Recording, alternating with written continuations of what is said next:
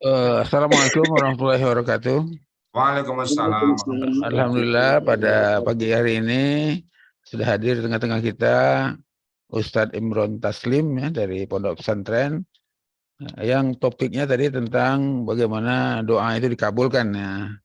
Nanti bagaimana betul sistem ceramahnya atau nanti akan kita ikuti kira-kira 30 menit. Nah, setelah itu kita akan adakan diskusi atau tanya jawab dengan seluruh jemaah yang hadir di sini. Saya lihat sudah 166 orang dari berbagai tempat. Nah, baik, silakan pertama Pak Imron jelaskan dulu kurikulum VT-nya misalnya, pondok pesantren dan sebagainya, baru masuk ke substansi ilmu. Silakan Ustadz Imron Taslim. Ya, baik. Assalamualaikum warahmatullahi wabarakatuh. Waalaikumsalam. warahmatullahi wabarakatuh. Ya, saya Imron Taslim, tinggalnya di Palembang, Jalan Sematang Borang, di mana kegiatan hari-hari saya pengasuh Pondok Pesantren Tadabbur Al-Quran yang beralamat di Sematang Borang, dan juga kegiatan hari-hari juga sebagai tenaga pengajar di Fakultas Dakwah UIN dan Batah.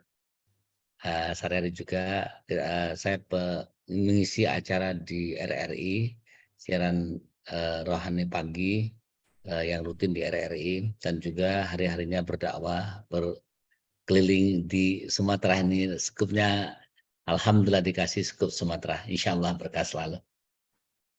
Dan juga yang kita ajarkan yaitu Al-Quran tadabbur dengan pola tematik.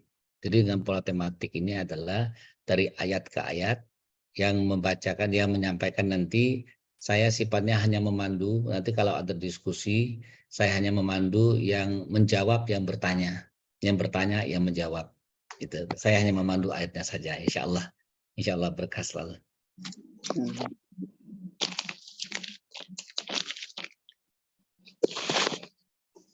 Baik, lanjutkan bagaimana seterusnya Ustadz Imron? Oh baik, terus ke materi ya Pak? Iya, langsung materi ya. Oke, baik. Alhamdulillah hari ini saya akan mengangkat di suratnya Al-Baqarah. Nanti peserta bisa membuka Al-Quran. Suratnya Al-Baqarah ayatnya 186. Itu adalah syarat-syarat doa dikabulkan. Allah Subhanahu wa taala berfirman di surah Al-Baqarah 186. Silakan Haikal.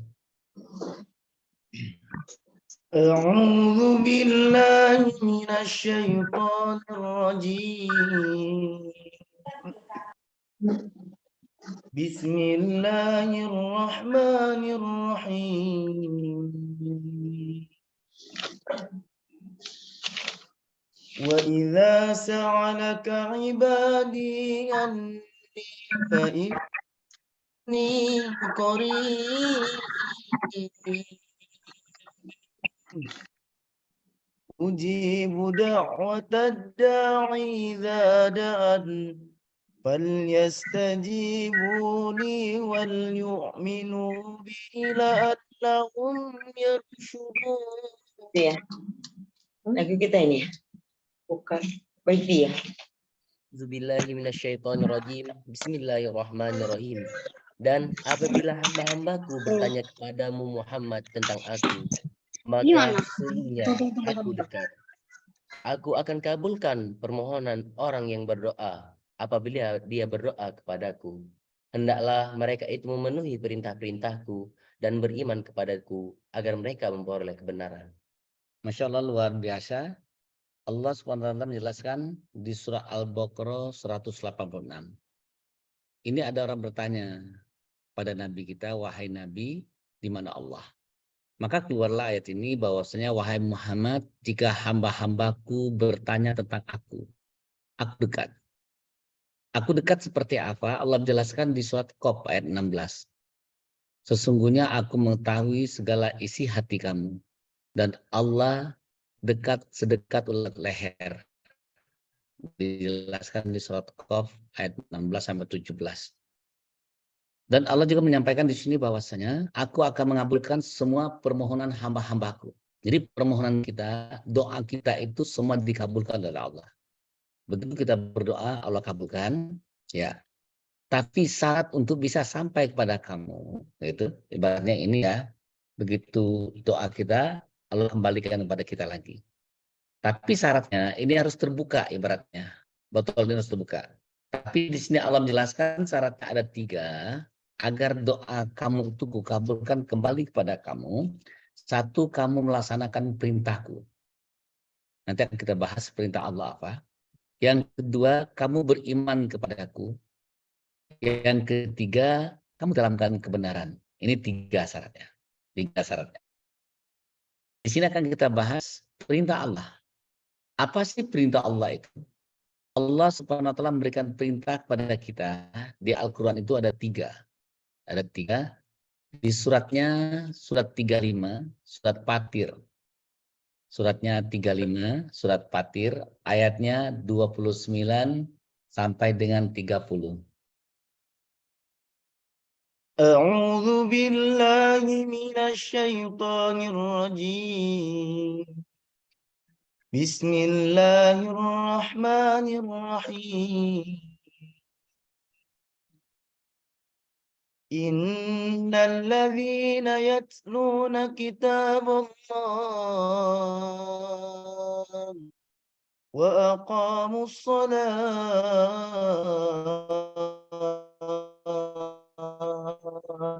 وأنفقوا مما رزقناهم سرا وعلانية يرجون تجارة لن تبور ليوفيهم أجورهم ويزيدهم من فضله إنه غفور شكور. Bismillahirrahmanirrahim. Sesungguhnya orang-orang yang selalu membaca kitab Allah, yaitu Al-Quran, dan melaksanakan sholat dan menginfakkan sebagian rezeki yang kami anugerahkan kepadanya dengan diam-diam dan terang-terangan. Mereka itulah mengharapkan perdagangan yang tidak rugi, agar Allah menyempurnakan pahalanya kepada mereka dan menambah karunia-Nya. Sungguh Allah Maha Pengampun, Maha Mensyukuri. Masya Allah, luar biasa. Apa perintah Allah? Allah punya perintah di sini. Innalladzina yatluna kitaballah. Tiada hari tanpa membaca kitab Allah. Wa aqamu shalah. Tiada hari tanpa salat. Wa anfaqu mimma razaqnahum sirrawalannya. Tiada hari tanpa bersedekah. Maka Allah jelaskan bahwasanya kalau kamu ada 3 ini, Allah akan menjamin kamu yarjuna tijaratan lang tabur. Kamu tidak akan rugi di muka bumi ini. Kamu tidak akan rugi di muka bumi ini. Dan Allah katakan, kalau kamu ada 3 ini, Allah akan sempurnakan pahala kamu. Akan sempurnakan pahala kamu. Maka dijelaskan juga di Ali Imran 92, sesungguhnya orang itu tidak akan sempurna sholatnya, ngajinya, kalau dia tidak bersedekah. Tidak bersedekah. Maka di sini kalau ada 3 ini, dia baca Al-Quran, dia sholat dan dia bersedekah, Allah sempurnakan pahalanya. Dan Allah akan tambahkan karunia kepadanya. Masya Allah, luar biasa.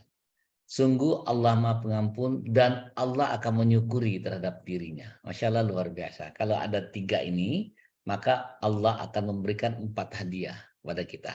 Disempurnakan, apalagi ditambahkan karunia, diampuni dosa, dan Allah Maha menyukuri terhadap diri kita. Masya Allah, luar biasa. Seperti kita punya anak, bersyukur dengan anak yang kegiatannya baik, ini Allah menyukuri terhadap kegiatan kita. Masya Allah, luar biasa. Bapak Ibu sekalian, bahwasanya tadi perintah Allah 3, baca Al-Quran, sholat, dan sedekah. Kenapa dengan baca Al-Quran? Dengan membaca Al-Quran, Allah SWT menjelaskan di surahnya Al-Imran 138, Allah akan angkat derajat seseorang itu. Allah akan angkat derajat seseorang itu. Karena dengan Al-Quran itu Allah akan mengangkat derajat seseorang. Itu artinya saja. Bismillahirrahmanirrahim. Inilah Al-Quran, suatu keterangan yang jelas untuk semua manusia dan menjadi petunjuk serta pelajaran bagi orang-orang yang bertakwa. Dan janganlah kamu merasa lemah dan jangan pula bersedih hati sebab kamu paling tinggi derajatnya jika kamu orang yang beriman. Allah katakan bahwasanya inilah Al-Quran, suatu keterangan yang jelas, pelajaran bagi semua manusia. Masya Allah, luar biasa. Dan Allah katakan bahwasanya janganlah kamu takut, jangan kamu bersedih hati. Sesungguhnya derajat kamu itu tinggi kalau kamu tuh beriman. Dalam arti kata dengan beriman versinya Al-Quran. Versi Al-Quran. Maka orang-orang yang baca Al-Quran, orang itu akan dijaga oleh Allah. Allah menjelaskan, kami yang membuat Al-Quran dan kami yang menjaganya. Termasuk kehidupannya, kesehatannya, dan teman-temannya Allah protek semua. Jika orang itu memiliki Al-Quran. Jadi cara Allah menjaga, Allah akan protek semua. Yang kedua tadi bahwasanya sholat. Kenapa dia harus sholat? Karena Allah menjelaskan di surat 29:45. Sholat itu mencegah perbuatan keji dan perbuatan mungkar. Jadi seseorang kalau sholat dia akan terhilang dari perbuatan keji dan mungkar. Namun pertanyaannya, kenapa orang yang sudah sholat masih berbuat keji dan mungkar? Karena ayat ini dipenggal. Ayat ini dipenggal. Kita baca 29:45. Bismillahirrahmanirrahim.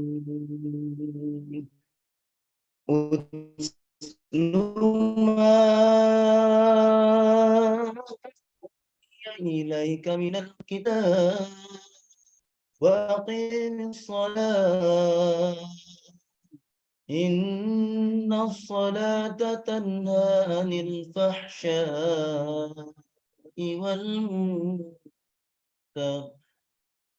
ولذكر الله أكبر والله يعلم ما تصنعون.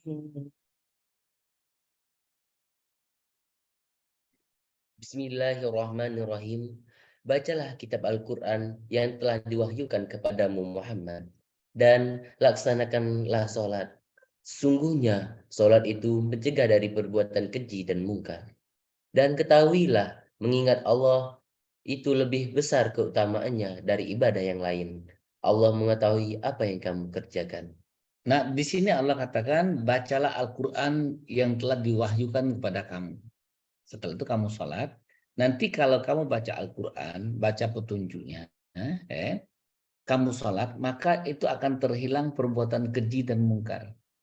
Kenapa orang yang sudah sholat, tapi dia berbuat keji juga, dia buat mungkar juga, karena dia belum tahu aturan agama itu. Dia hanya sholat, tapi tidak tahu aturan. Contoh, misalkan dokter praktek di rumah sakit, ya dokter bagus praktek di rumah sakit, tapi kalau dia tidak tahu aturan rumah sakit, akan bermasalah juga ini. Kan rumah sakit itu punya SOP gitu, punya SOP. Pun Allah SWT mempunyai SOP. Nah ini dengan sholat. Yang ketiga adalah perintah Allah dengan bersedekah. Karena dengan berinfak ini adalah cara kita mendekatkan diri pada Allah. Maka Allah menjelaskan bahwasanya inna a'tayna al-kautsar. Sesungguhnya aku telah memberikan nikmat yang banyak kepada kamu, maka laksanakanlah sholat dan berkurbanlah, itu cara dekat kepadaku. Maka dijelaskan di surah At-Taubah, surat 9, ayat 99, sesungguhnya bersedekah itu cara kita untuk mendekatkan diri kepada Allah. Baca artinya saja. A'udzubillahi minasyaitonirrajim. Bismillahirrahmanirrahim. Dan di antara orang-orang Arab Badui itu ada yang beriman kepada Allah dan beriman kepada hari akhir, dan memandang apa yang diinfakkannya di jalan Allah sebagai jalan mendekatkan diri kepada Allah dan sebagai jalan untuk memperoleh doa Rasul. Masya Allah, luar biasa. Dan di antara orang Arab Badui itu ada yang beriman kepada Allah dan hari kemudian. Kemudian dia memandang bahwasanya menginfakkan harta itu cara kita dekat kepada Allah. Jadi dengan Allah itu tidak bisa hanya ingat saja. Ya, kita sholat itu hanya ingat kepada Allah. Tapi untuk dekat itu sholat dan dekat. Maka dijelaskan tadi inna atau inna. Ya. Kita kasih contoh. Ada seseorang ingat dengan Pak Gubernur misalnya, sekitar Palembang Herman Deru. Ingat sama Pak Gubernur, tapi tidak dekat. Ini agak Ini tidak bisa sempurna ya hubungannya. Ingat saja tapi tidak dekat. Tapi ada seseorang yang ingat dengan gubernur dan dekat dengan gubernur. Maka semua urusannya gampang dalam pemerintahan. Pun dengan Allah SWT, kalau kita sudah ingat, Allah hanya ingat. Tapi kalau kita ingat dan dekat, semua urusan dipermudahkan oleh Allah.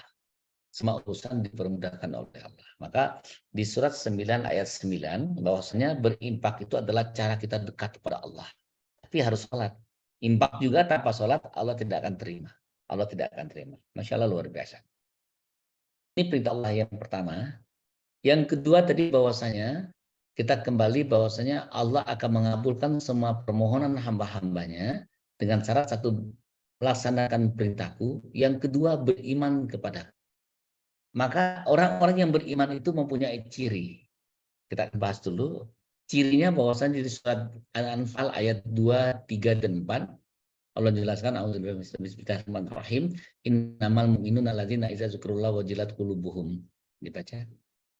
Bismillahirrahmanirrahim. Sesungguhnya orang-orang yang beriman adalah mereka yang apabila disebut nama Allah gemetar hatinya, dan apabila dibacakan ayat-ayat kepada mereka bertambah kuat imannya, dan hanya kepada Tuhan mereka bertawakal, yaitu orang-orang yang melaksanakan salat dan menginfakkan sebagian rezeki yang kami anugerahkan kepada mereka.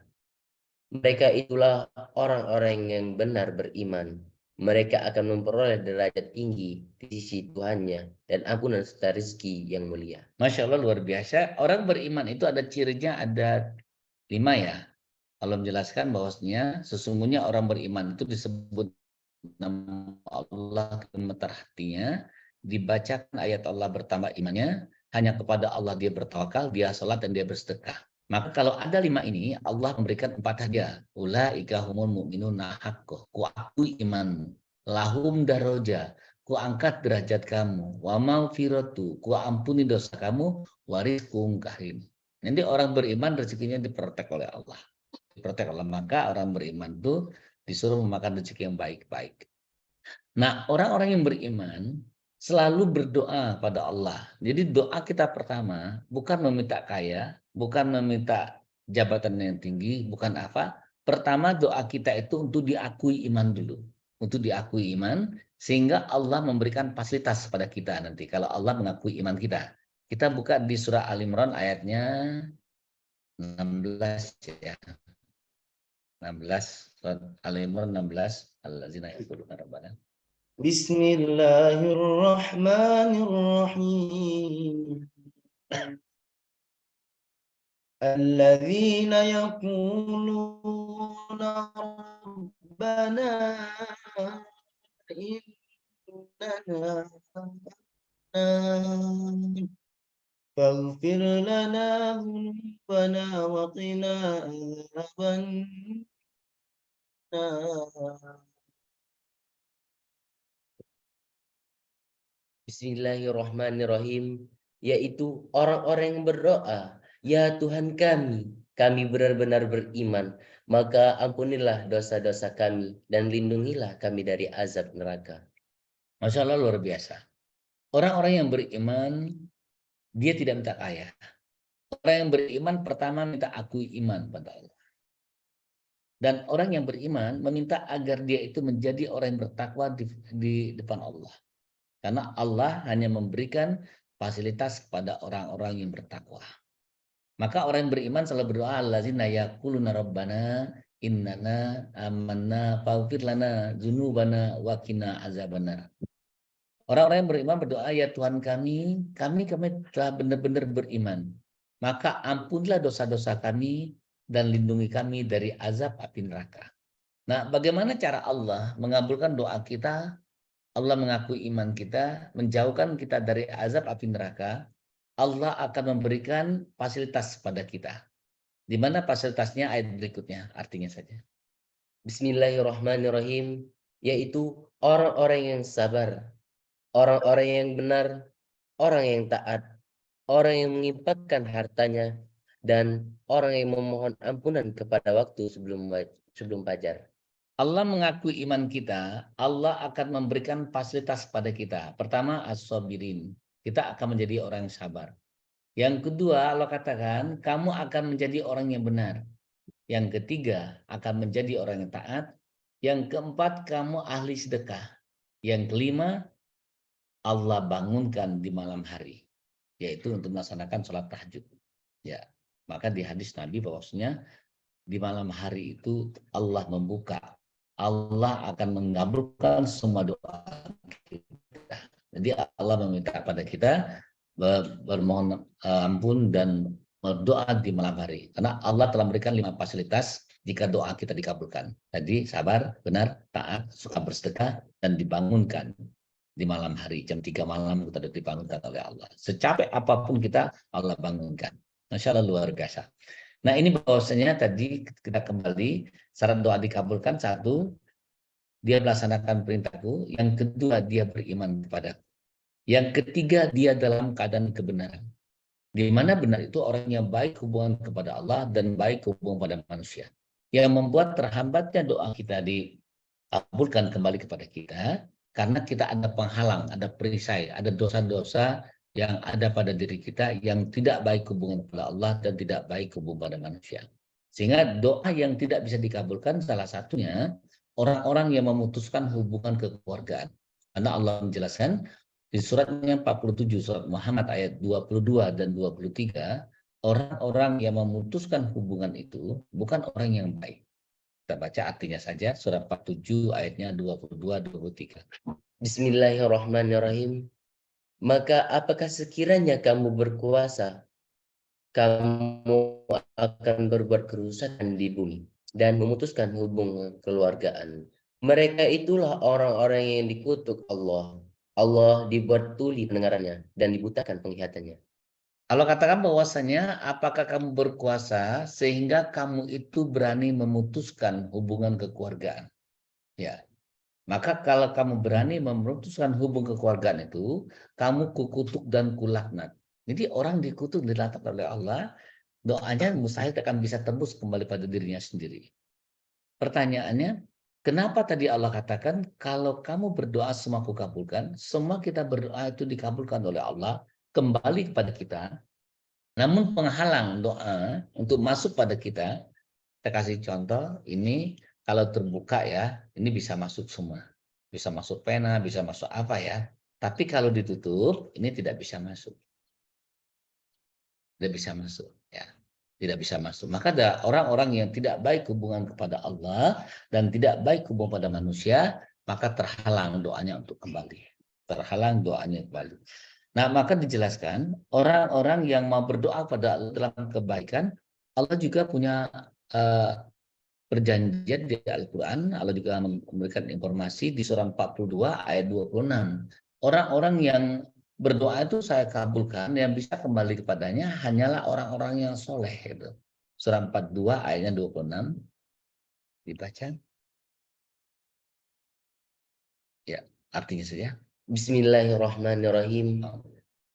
Dan dia memperkenankan doa orang-orang yang beriman dan mengerjakan kebajikan serta menambah pahala kepada mereka dari karunia-Nya. Orang-orang yang ingkar akan mendapatkan azab yang sangat keras. Ya, Allah memperkenalkan doa orang-orang yang beriman dan mengerjakan kebajikan. Jadi iman ya itu ada 5 pasangannya, iman dan ilmu. Sesudah dia iman dan ilmu, baru dia iman dan kebaikan. Setelah iman kebaikan, dia baru iman dan amal soleh. Setelah iman amal soleh, dia baru iman dan tawakal. Setelah iman dan tawakal, baru dia iman dan jihad. Setelah iman dan jihad, baru dia iman dan bertakwa. Orang yang beriman tanpa ilmu, maka dia tidak akan bisa melakukan kebaikan dengan sempurna. Maka Allah jelaskan di surat 98, bahwasanya orang-orang yang beriman melakukan kebaikan, dia adalah sebaik-baik manusia. Tapi bagi orang yang tidak mendapatkan zona kebaikan itu, dia melakukan kebaikan berharap dari manusia itu. Contoh ya, contoh bahwasanya seseorang tuh berbuat baik dengan Mr. X ibaratnya, Mr. X ya.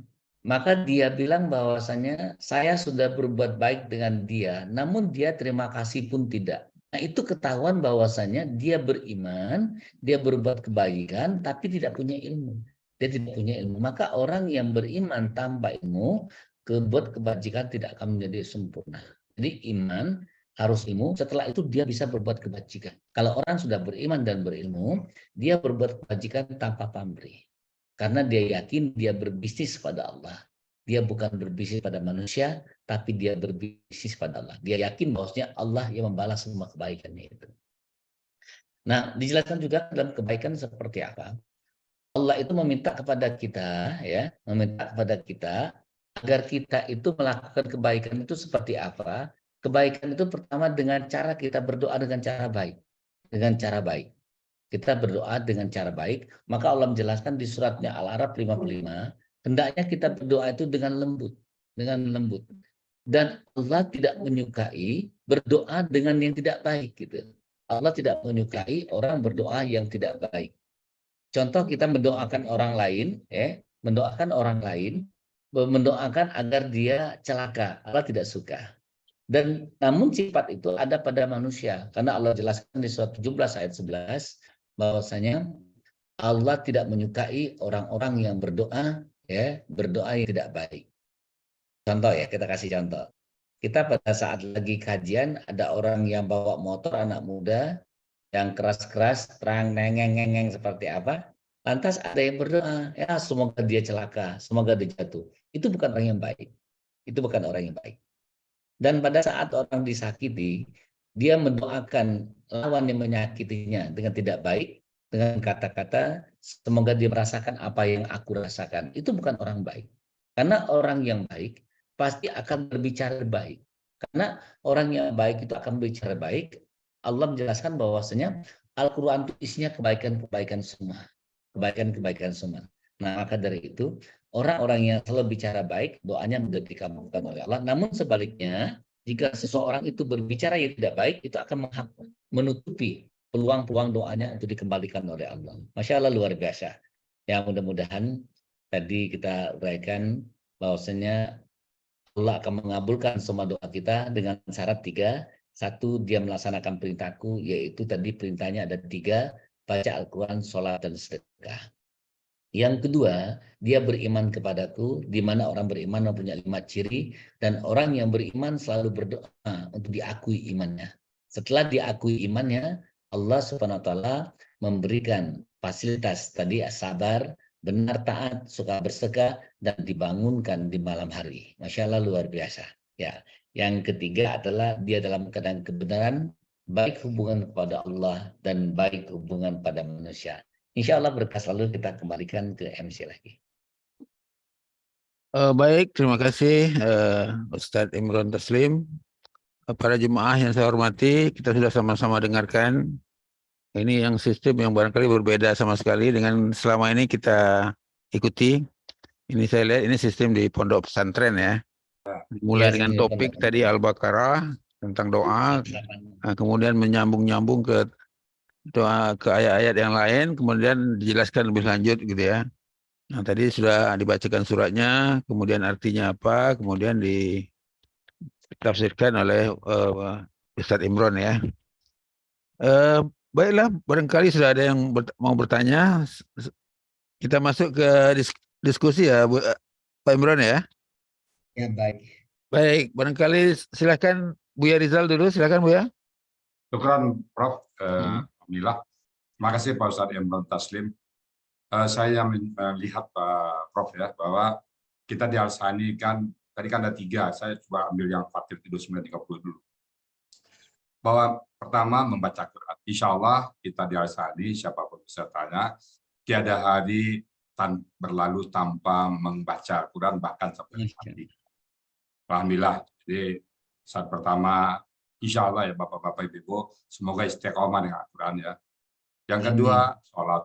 Insya Allah kita selalu salat minimum 17 rakaat dan kita bertambah dengan sunnah-sunnah. Yang ketiga, infak. Infak itu insya Allah di Al-Sani juga ada namanya PAP, Prof. Program Al-Sani Peduli.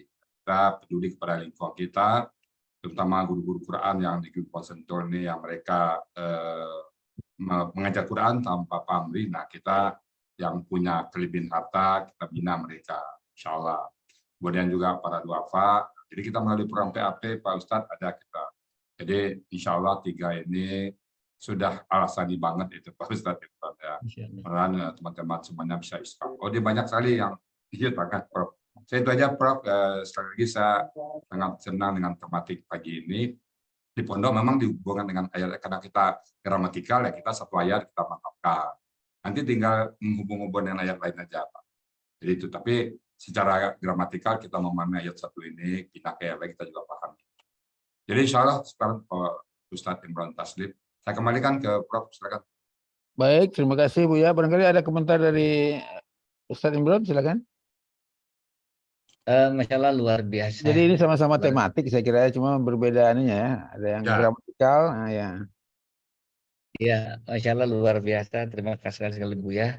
Ya baca Al-Quran luar biasa setiap hari dilakukan oleh Shani. Sebelumnya saya mohon maaf nih karena saya baru 1 kali masuk hari itu. Saya belum tahu tata cara dan saya belum sempat ikutin. Cuman ngintip-ngintip saja sebentar karena alhamdulillah dikasih tugas dari subuh sampai malam oleh Allah. Alhamdulillah saya mesti banyak belajar insya Allah nanti di Shani itu saya ikutin. Mungkin saya tambah dikit, Prof. Nah, gini Pak. Pada saat surat Fatir tadi kan ayat 29. Nah, kita di sini misalnya inna sesungguhnya allazina orang-orang yang yasluna mereka membaca kitab Allah. Berarti Al-Qur'an dia baca. Wa aqumus shalah dan mereka mendirikan salat. Wa anfaqu dan mereka menafkahkan mimma razaqnahu dari apa yang kami berikan rezeki kepada mereka. Sirau yang sembunyi-sembunyi wala niatan dan mereka berniat yarjuna mereka mengharapkan tijaratan perdagangan lan tabudan tidak akan merugi. Nah, jadi itu mungkin kita memahaminya seperti itu Pak. Jadi secara gramatikal dulu. Nanti Pak Ustadz Imron tadi yang memantapkan secara konteksnya. Itu kira-kira yang kita lakukan di Zoom kita Pak Ustadz. Dan itu tiap hari. Surah Al-Imran yang Pak Ustadz bacakan tadi insya Allah sudah dibahas juga. Tapi itu kan secara gramatikal. Nah, konteks itu dari yang pendalamannya Pak Ustadz Imron yang sampaikan. Itu aja tambahan saya dari Pak.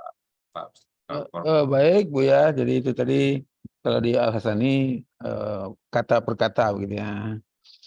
Saya lihat sudah banyak yang raise hand, sudah mengangkat tangan dan juga sudah ada di kolom chat. Ya. Tutup dulu ke rekam ini supaya nanti rekam baru ya, karena panjang terus susah maaf. Saya stop dulu.